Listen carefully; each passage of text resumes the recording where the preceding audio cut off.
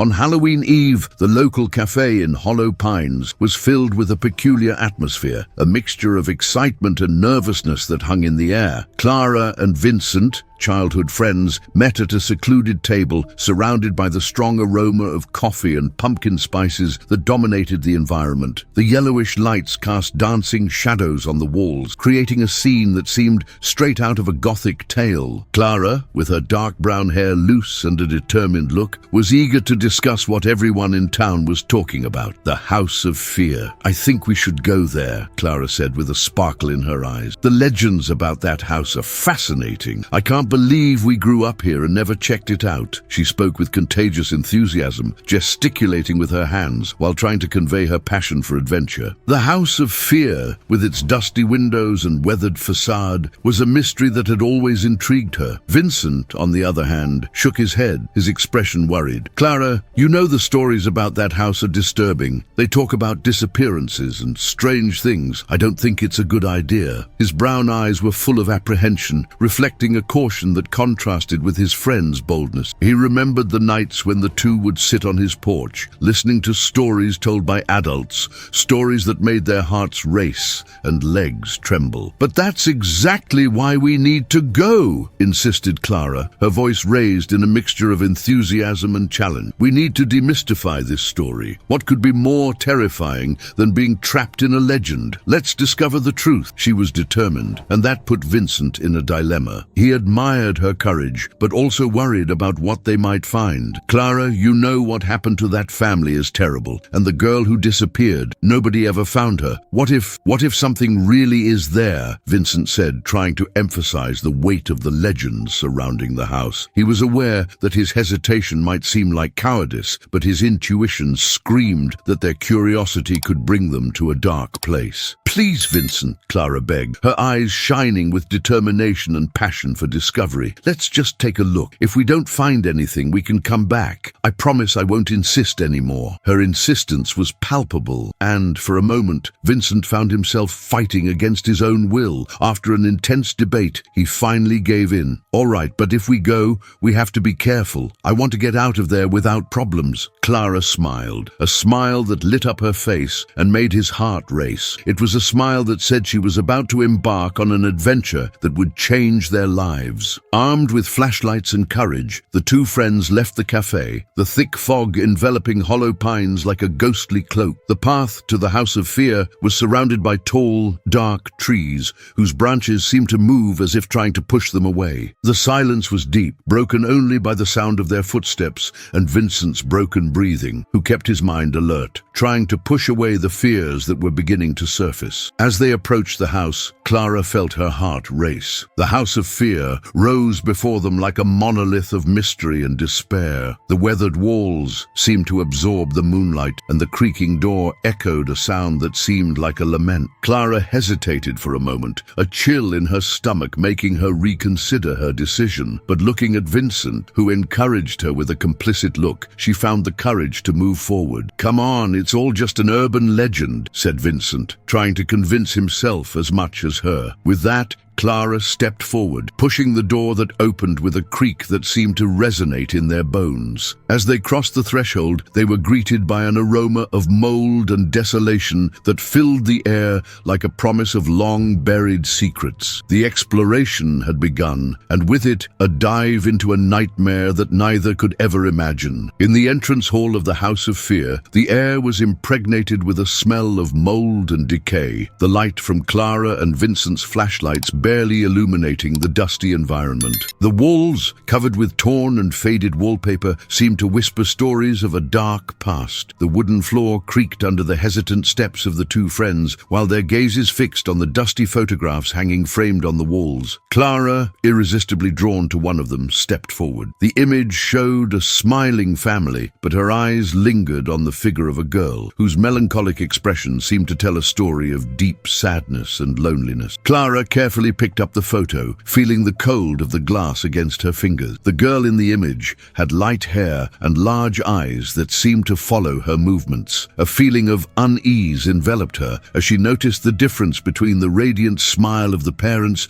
and the sadness of that child, as if she were a shadow in the light. "Vincent, look at this girl," Clara said, her voice somewhat shaky. "She looks so sad." "What do you think happened to her?" Vincent approached, observing the image and trying to maintain a skeptical posture. "It might just be a captured moment, Clara. Besides, they're just stories. We don't need to get carried away by this." Disregarding Vincent's words, Clara felt an inexplicable connection with the girl. The sensation that the house was alive enveloped her, as if the walls were breathing with the pain of those who lived there. After a few moments, Vincent suggested they continue exploring, and Clara reluctantly put the photo in her pocket before following. As they ventured through the rooms of the house, Clara began to wonder about the girl's life. What had made her so sad? The search for answers led her to a broken drawer in an antique desk where, with an impulse of curiosity, she opened it. Inside, she found a worn and yellowed diary, with the leather cover already falling apart. Her eyes gleamed, and she didn't hesitate to remove the object, feeling that those pages might contain secrets that needed to be revealed. Vincent, noticing Clara's excitement, watched her as she flipped through the pages. "Are you sure you want to read that? It could just be a bunch of ramblings," he said, still trying to use logic to dispel the growing tension in the air. But Clara was absorbed in the words that were beginning to take shape before her eyes. The diary belonged to the girl's mother, and the pages were filled with nervous and anguished handwriting. "She talks about love and pain," Clara murmured as the words danced in her vision. She loved her daughter, but there was something tormenting her. It seems she felt responsible for something terrible. Vincent, now curious, moved closer. "What else does it say?" he asked, curiosity beginning to overcome his caution. Clara read aloud, revealing that the mother felt guilty for the tragedy that had struck her family. The narrative brought to light the pain of loss, and Clara couldn't help but identify with the woman's anguish. The emotional connection enveloped her as she imagined the life of that mother, alone in such a dark place. She just wanted to protect her daughter, and yet something went wrong, Clara whispered, feeling a wave of compassion and sadness. Meanwhile, Vincent tried to rationalize the situation. "It could just be a coincidence, Clara. Many mothers feel that way, but it doesn't mean something supernatural is happening here," he said, still trying to maintain logic. But Clara was absorbed, her emotions in conflict with Vincent's rationality. With each word read, a new layer of pain emerged, and she wondered if it was possible that the house was keeping not only secrets, but also the tormented souls of those who had lived there. The atmosphere between the two began to change, a chasm forming between Clara's empathy and Vincent's skepticism. While she allowed herself to feel the mother's pain and guilt, he continually tried to convince himself that everything they were experiencing was just an illusion, a series of unfounded urban stories. But Clara knew there was something deeper at play. She felt that the story wasn't just about the missing girl, but also about the shadows that everyone carried, the wounds that never heal. "Vincent, you don't understand," Clara said, her voice almost a whisper. "This mother, she's not just a character from a legend. She's real, and her pain is real. We have to discover the truth." Vincent, in turn, shook his head, unable to see beyond what he considered to be a simple exploration of a myth. But as the tension grew between them, the house seemed to stir around them, as if it were aware of the internal battle unfolding. As Clara and Vincent advanced through the shadowy rooms of the House of Fear, the dense atmosphere seemed to thicken even more around them. Vague whispers began to infiltrate their ears, as if the walls of the house were murmuring forgotten secrets. The sound was so subtle that at first the two tried to ignore it, convincing themselves that it was just the whims of the wind, but the feeling of being watched began to intensify. Clara glanced at Vincent, and he, noticing the uneasiness on her face, forced a nervous laugh. "It's just the wind, Clara. These stories are starting to affect you, aren't they?" he said, trying to calm her. But Clara wasn't so sure. There was something in the whispers that seemed familiar, as if the voices wanted to tell a story she didn't yet know. She forced a smile, trying to disguise her growing discomfort. "Don't get carried away," she thought, as she moved away from Vincent, drawn to a dust-covered mirror on one of the walls. The surface reflected her image, but there was something beyond her own reflection that caught her attention. As she approached the mirror, Clara saw a shadow move behind Vincent. Her heart raced. She blinked, and for a brief moment, she saw an image of him surrounded by dark figures, shadows that seemed to elongate and twist, as if they were about to swallow him. Fear hit her like a punch to the stomach, and she abruptly backed away,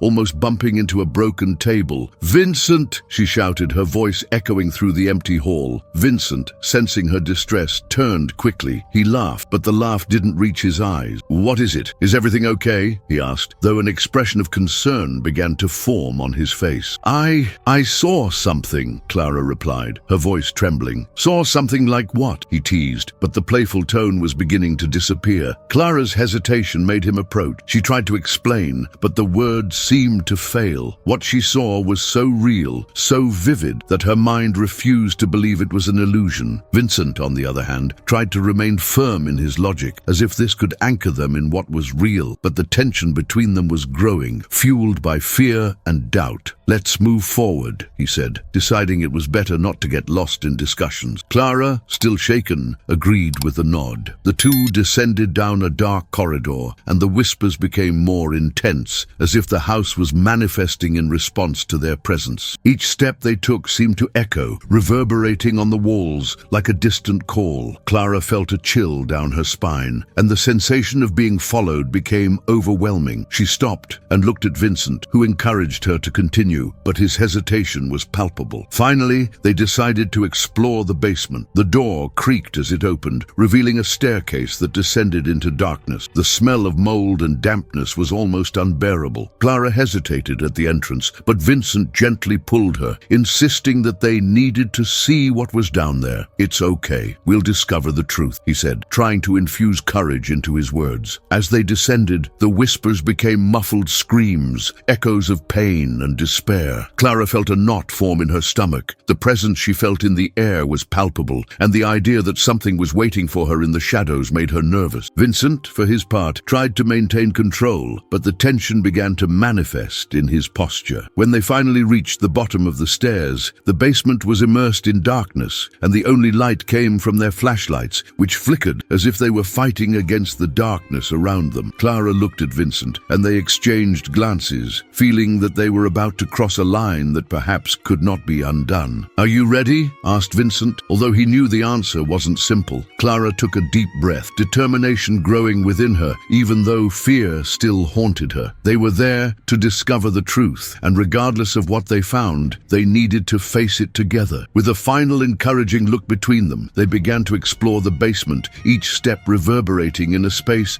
that seemed to be alive, pulsing with untold stories and buried secrets. In the dark and damp basement of the House of Fear, Clara crouched before a broken doll, her heart racing. The figure of the doll, with disheveled hair and a torn dress, seemed to observe with empty eyes, as if it guarded deep secrets. Next to it, an old music box caught her attention. Clara extended her hesitant hand, and upon opening the box, a sad melody began to play. The notes sounded like a lament, echoing on the cold walls of the basement and awakening a wave of nostalgia that enveloped her, making her feel an inexplicable sadness. As the melody filled the space, Clara was seized by visions. She saw a girl, the same one she had seen in the dusty photos in the hallway of the house. The child's figure was wrapped in an aura of deep sadness, her large, dark eyes seeming to beg for help. Clara felt her chest tighten as she tried to understand the message the girl was trying to convey. "What happened to you?" Clara whispered, but the child only watched her, her gaze filled with despair and loneliness. From the other side of the room, Vincent, concerned, approached Clara. He touched her gently on the shoulder, trying to comfort her. "Clara, are you okay?" he asked, his voice a mixture of affection and concern, but Clara couldn't respond. The vision of the girl consumed her, her presence seeming to intensify as the melody of the music box became more enveloping. "She's trying to tell us something, Vincent," Clara exclaimed, her voice almost a shout. "We need to understand." Vincent, although still skeptical about the reality of what they were experiencing, began to realize that the situation was beyond what his logic could explain. The environment around them seemed seemed to vibrate with a dense energy, and he felt a shiver down his spine. "Maybe we should get out of here, Clara. This place isn't safe," he suggested, but his voice sounded more like a plea than an order. Desperate, Clara turned to the broken doll, as if expecting it to give her some answer. "Please tell me what happened to you," she begged, feeling the pressure of time slipping away around her. But the only response she received was the echo of the melody, which seemed to intensify her despair. "Clara, we need to go,"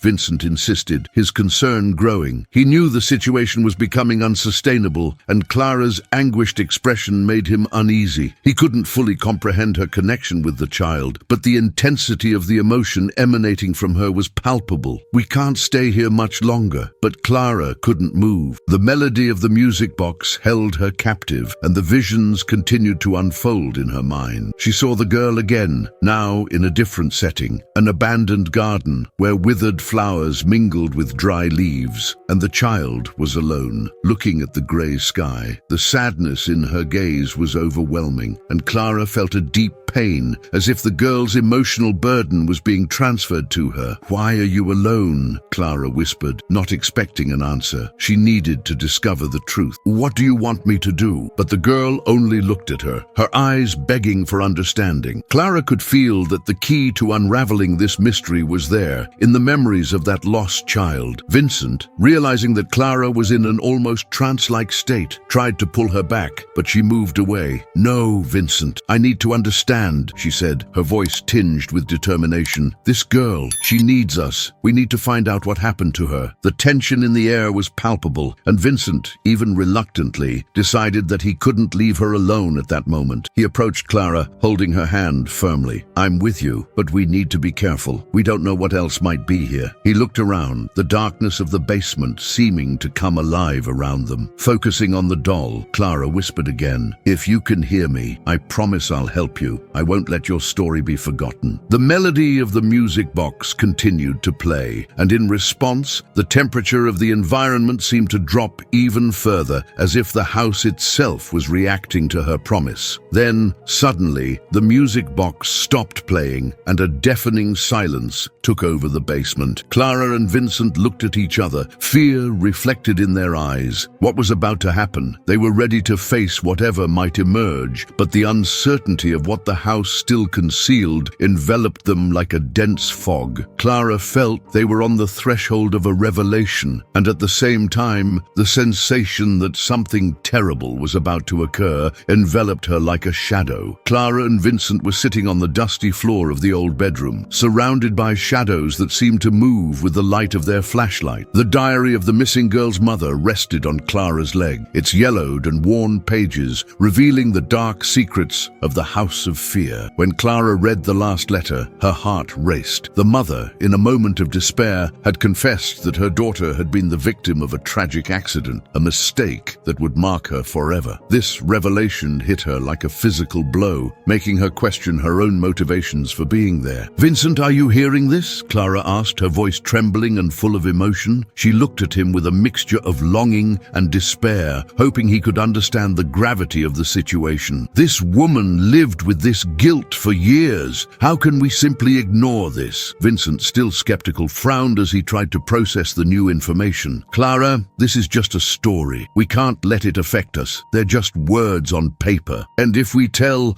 what will change? The legend will continue, and there's no way to change the past." Clara's frustration grew, her hands gripping the diary tightly. "But it's not just a legend. It's a real life. This mother's pain, the loss of her daughter. This is much bigger than a simple story to scare children. We can't let this die here." The tension between them increased, like a thread about to break. Clara felt that Vincent was distancing himself, trapped in his cold logic, while she sank into the emotions that the house evoked. "You don't understand," she insisted, her voice rising. "This mother lived in a nightmare because of a mistake. We need to do something." Vincent crossed his arms, his gaze becoming severe. "And what do you suggest, Clara? Should we go out screaming to the world about the pain of a woman who died decades ago? This won't change anything. We need to get away from this house and leave these stories in the past." Clara felt a chill down her spine, as if the house was absorbing her determination, trying to suffocate her with the weight of silence. "If we don't tell, her story will die, and that means the girl will die too." too. What happened to her needs to be remembered. Vincent hesitated, realizing that Clara's emotions were rising to a critical point. He had never seen her so distressed. Clara, calm down. We can't save all the ghosts of the past. We need to look forward. And what if we can't? Clara retorted, her voice breaking. What if this house catches us before we can get out? What if the truth devours us, just as it devoured this family? A heavy silence settled between them, interrupted only by the distant sound of whispers that seemed to emerge from the walls, almost as if the house was responding to their discussion. Clara turned to the door, feeling that something was watching her, an invisible presence that permeated the air. She didn't know if it was fear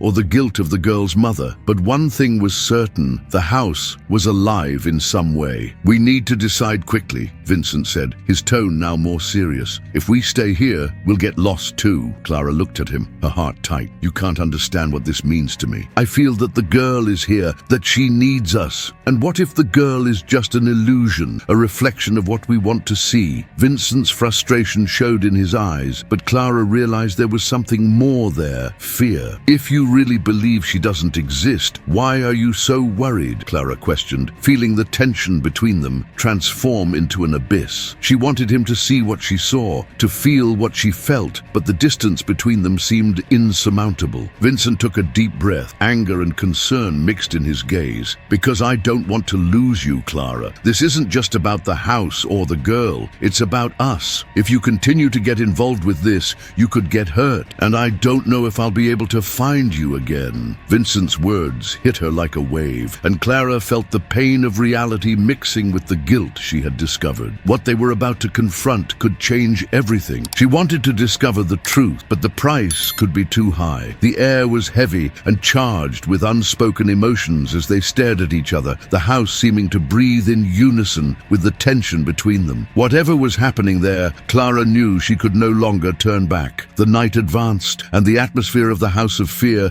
became increasingly oppressive. Clara felt a change in the air, as if the walls, previously silent, now breathed with a life of their own. The whispers began to intensify, reverberating around her, and she could barely distinguish if they were echoes of past voices or products of her own imagination. Clara's eyes, wide and alert, searched for Vincent, but the house seemed to swallow every sound he might make. Vincent, on the other hand, was determined to demystify what he considered to be just a series of urban legends. He looked at the shadows dancing on the walls, trying to find logic where everything seemed irrational. With firm steps, he decided to confront the figure moving in the shadows, a silhouette that seemed to be watching them. Clara, noticing the determination in Vincent's eyes, felt a chill down her spine. "Vincent, wait! Don't go!" she shouted, but her voice was just a lost echo in the darkness. Without hesitation, he moved away, advancing toward the figure shrouded in darkness. Clara's heart raced as she watched him, fighting against the urge to pull him back. Vincent's bravery was admirable, but the feeling that something was wrong enveloped her like a heavy cloak. "Vincent, no!" she begged, but he was already far away, each step taking him deeper into the darkness. The tension was palpable, and the air seemed thick, almost suffocating. When Vincent approached the figure, a wave of cold swept through the environment. He extended his hand, but before he could touch it, an invisible force pulled him into the shadows. "Vincent!" Clara screamed, anguish overflowing in her chest. The echo of her voice was lost in the walls, and the house fell silent, as if it had swallowed the cry of despair. Clara was paralyzed for a moment, unable to process what had happened. The shadows seemed to laugh at her, a macabre laugh that enveloped her in an icy embrace. Desperate, Clara began to search for Vincent, calling his name with a trembling voice. Each room she crossed was a journey into the unknown, and the presence of the missing girl seemed to accompany her steps. "Where are you?" she whispered, her voice almost getting lost among the whispers surrounding her. Silence responded, but the feeling that something was guiding her intensified with each step. In one of the rooms, Clara found the broken doll, now fully restored. The doll's empty gaze hypnotized her, and she realized that the girl was trying to communicate. With her heart racing, Clara picked up the doll and pressed it against her chest, as if she could feel the girl's pain and sadness. The diary, now in her hand, revealed the girl's fears and desires, and Clara felt a deep connection with that lost soul. She read the pages quickly, trying to decipher the feelings that overflowed from the letters. "You just wanted to be loved, didn't you?" Clara murmured, tears running down her cheeks. The house trembled around her as if reacting to Clara's sincerity. The lights flickered and an icy breeze passed through her, taking with it the feeling of despair. Looking again, the figure of the girl appeared, now clearer, like a spirit seeking to be seen. "Wait!" Clara shouted, extending her hand in an attempt to touch the girl, but the figure vanished in a breath of cold wind, leaving Clara alone, with the weight of a truth that seemed unbearable. Anguish completely enveloped her. She was alone in the house, and Vincent's absence hit her deeply. It was as if somehow he had been absorbed by the shadows, just as the girl's story had been forgotten. Clara remembered the words in the diary, and a determination began to grow within her. The truth needed to be revealed. Finally, as she left the house, Clara felt that something was preventing her, as if the house itself was trying to keep her there, guarding its secrets. But with a heavy heart and a racing mind, she decided that the girl's story could not be forgotten. Upon leaving, she found the residents of Hollow Pines who were waiting for her with expressions of concern. They asked about Vincent, and Clara, feeling an unbearable burden, decided to tell the truth about the house and the girl. In revealing the story, Clara realized that loneliness was not just hers. It was an echo that resonated in the town, a collective pain that needed to be faced. And even if Vincent was lost in the shadows of the house, his story would remain alive through her. Thus, Clara walked away, determined to carry the truth and the pain, but also the hope that one day those lost souls would find peace.